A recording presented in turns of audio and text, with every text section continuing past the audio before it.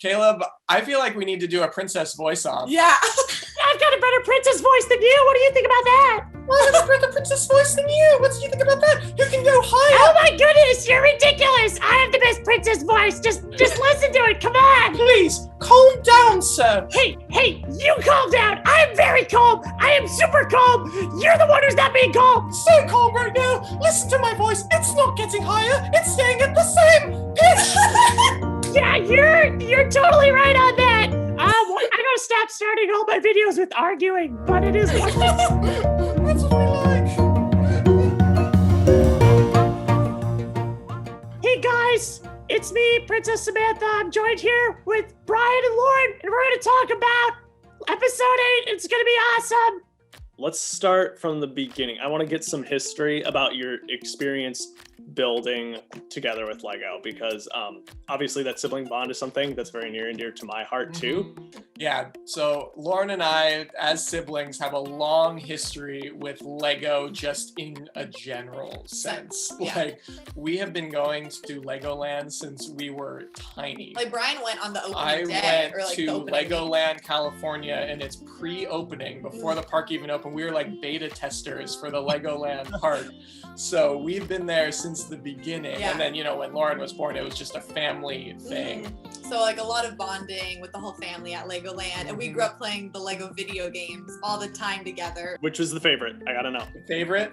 Ugh, it's so hard. For me, like, maybe same for you, between Lego Star Wars, like the complete saga when it was 1 to 6, and then Lego Indiana Jones. Indiana Jones, I feel like, was your favorite. Every female character has the superpower Power of of the high jumping jump. super high. So I loved that. Like Elsa had her little book to look at. Like you'd have to solve things with her book. I loved Padme. I'm such a Padme stan, and Leia. Loved playing as them. Which was your favorite Padme? Ooh. I feel like it has to be Padme Claude. Padme Claude. And then Padme Geonosis. Padme, parentheses, Claude. Claude. Her back is Claude. From the arena. I think, some of my earliest lines were definitely town. I had a lot of town sets back in the early days. And then Johnny Thunder is like a huge thing for me. Like the Egypt sets. Those are good. Yeah, those are really good kits. And that was kind of my origin for Lego, was just right in that era. And then for me growing up, like loved the Belleville sets. Those were my niche for sure. They were a bit bigger for the they didn't have minifigures. They were almost more like dolls. They're like dolls, yeah. But then the actual scenes that you built were basically, for the most part, Lego pieces, but with a few additional, and a lot of the food comes from the Belleville sets. That's true. Wow. So that's why I guess you got massive apples. Origin of Lego cuisine. Everything. Yeah. Which I loved. So those were sets. Like I had those up until they discontinued them. I feel like you don't hear enough call outs to Belleville. I will anymore, always call it out. Like friends came in and just kind of swept Belleville under the rug. And then like when I turned 4 was when the first Star Wars sets came out and the first licensed sets came out. And that was just, the rest was history. It was just Star Wars. 2 years later, Harry Potter. Yep. I would just get exclusively those sets for like the next 10 years, probably. I think it's worth mentioning, yes, that Bryan and I are the same person. Yeah, I think we should just put that out there. Yeah.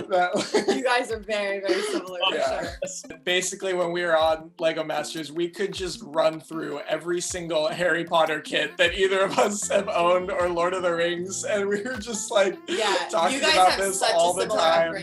Yeah, we had this like crazy connection with the sets that we owned and that we wanted to own, and it's kind of awesome. Especially on I think of our hike when we were down in Atlanta, we're just like, oh my gosh, we agree on literally everything. Yes, we have the same Star Wars opinions, which is rare. And so maybe we won't share them here for the sake of making people mad, but we'll just let people know. You guys are on the same page. Caleb and I are on the same page with things that other people do not agree with. Star Wars. It was so validating to hear.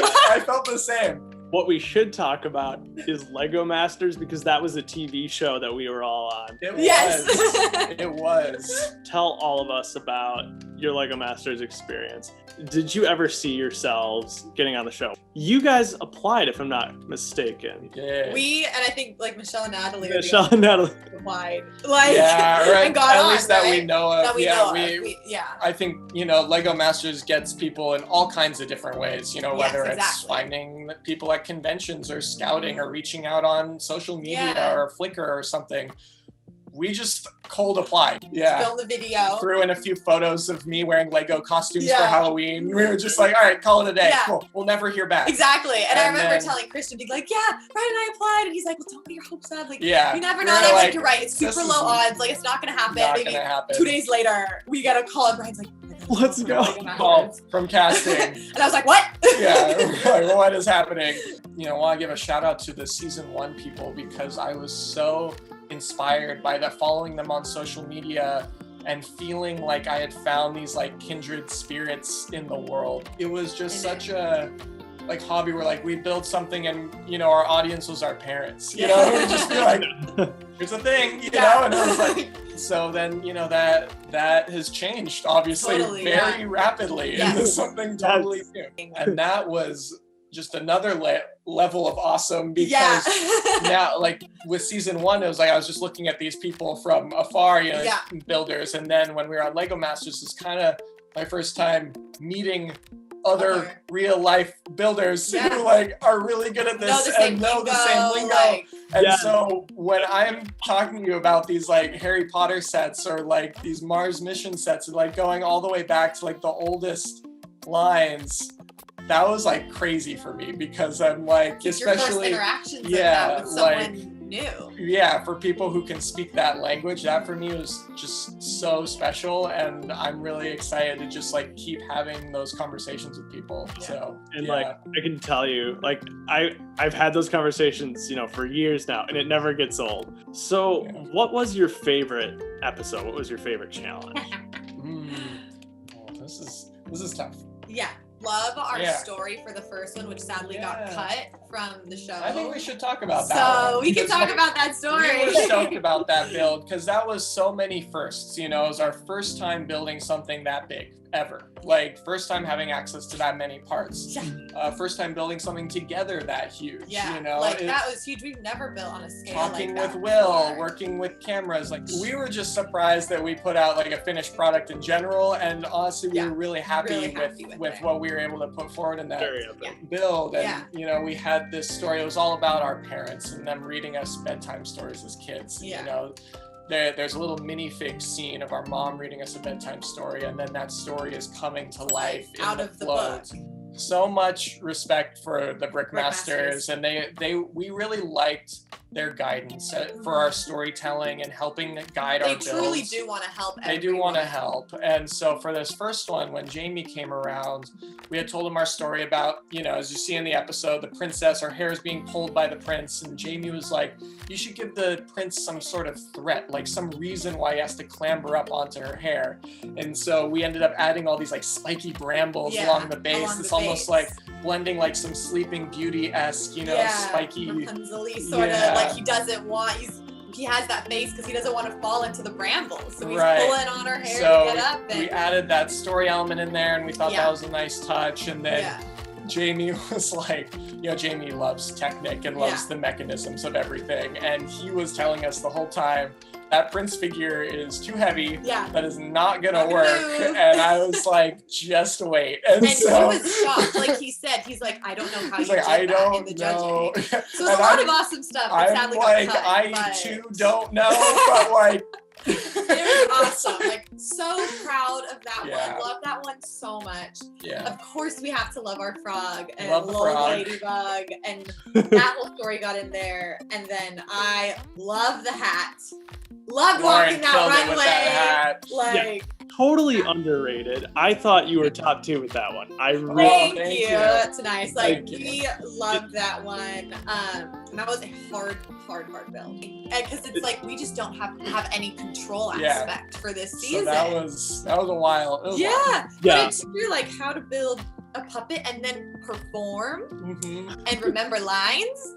And this was by far the most challenging, demanding, because like it's not, part of it, just a fraction of it is like your Lego skill. The rest of it is all performance. Yeah, we were just like, okay, let's make a massive head that's gonna have a lot of personality. Yeah, exactly. And it's pretty great because I remember that being shocked. I was like, and I remember thinking, okay, good. Like Natalie and Michelle, we're performing together. They're gonna look good together because they're equal sizes. Yeah. I was like, they're gonna look nice. Yeah, I feel like we should talk about having to perform together with another team. Yeah, team. Yes. We call Michelle all the time. Like I talk to her weekly.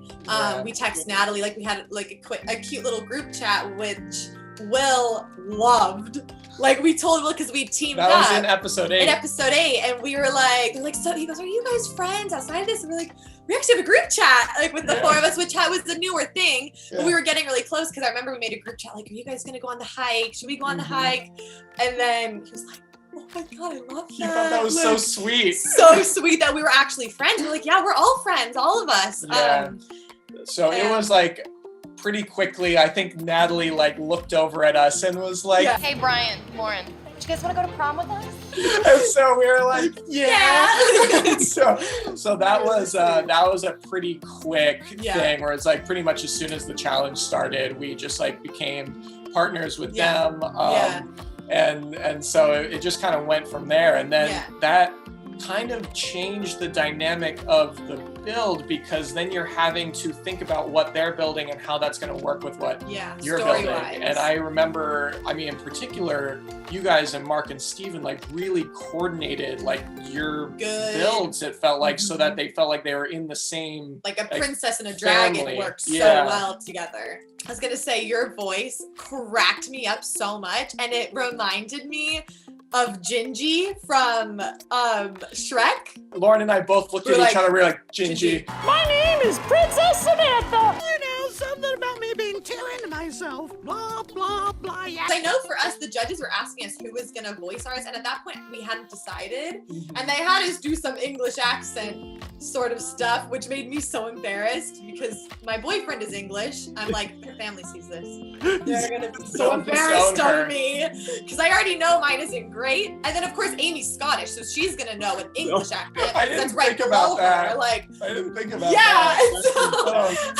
But we knew, so I guess for the backstory, but I mean, it'll probably be in the episode. But like, so we built a Cavalier King Charles Spaniel, which is based on our dog, Hazel the Cavalier. And it's a very English breed, very posh, very papa. So it was very obvious we had to do an English accent. We made her a princess pup too. So just very everything screamed English accent. Yeah. She's very sleepy. So we have a guest star now. We'd like to welcome Hazel, the princess pup, the real thing. She wants to go see Bryan. She has no idea what voice this is. She's like, who is this? She's so confused. My name is Hazel, the princess pup. But this is actually not our first time building a dog like Hazel. We have built a little teacup dog. in the image as well. So we love our dog. Like she's just our favorite. And so we really wanted the chance to incorporate her into the show. Lauren was not prepared to do an English accent. She was too embarrassed. Her boyfriend's family might have disowned her if she had done it wrong. So I took up the mantle of the English accent. And it was awesome. I think it makes it more fun. Like. I pulled my inspiration from the Potter Puppet Pals. I don't know if you've seen those YouTube videos. I am cultured, Bryan, don't you? Yay! The best videos! And when it comes to culture, this might be the apex of culture is Potter Puppet Pals. Yes. And Ron Weasley's voice was always just my absolute favorite. So I may be doing Hazel the Cavalier, but what I'm really doing is Ron Weasley from the Potter Puppet Pals. My name is Hazel, the princess pup. Snape. Severus Snape. Snape. Snape. And I think like all of this put together and made this the most fun episode to be in, because they're all super stressful to actually take part of. But this one, and also we had a guest, which had some great comic relief. Like, I know him and Will did a really fun bit with us of trying to one-up each other on how they could take us out and treat us well, and like take us on helicopters and take us on dates. Like, the puppet was like, yeah, well, I'll get you a private jet. Yeah, I was like, I'll take you like on a Hawaiian vacation. It was like all I don't know exactly, but it was just so fun, and the air of that day had a just a good vibe in the midst of making one of probably the most difficult, craziest builds we had to make. It was actually really enjoyable. Like, what we have as a nice takeaway is that we just loved this one so much. That's we're so happy. At the end of the day, that's the way you want to like go out. And you we know, were it's saying like that at the time. We were saying that at the time, like, We're when we were proud, like we were like, this, if we're gonna go out, we want it to be on a build that we love, and like we really were happy with this one. You know, like we didn't cut corners. It was just like the thing that we wanted to make, and so and it had like a family connection as well. Yeah, it was personal. And so we were excited about it. So we were like, you know what, if this is gonna be the last one, at least it feels like this, you know, and it's not like, we really like dropped the ball on this. Like if it was how we felt about our seventh one, we would have been more upset. Yeah. But for this one, we were like, because we gave it our all, and that was the best we could do. And it was just such a fun challenge too. It was like we were just like, it was so like good vibes, happy. So we felt content. We had a sushi party. We had a sushi party the night we left. Got all our favorite sushi from our favorite place there. It was crazy. Yeah. What an experience. Well, it's been thank you so much for having us. For doing this. I'm so excited to watch this. I can't wait to see the edit. This is gonna be fun. I'm excited to hear your princess voice on the video. On Zoom call, Mel thinks that we're playing music.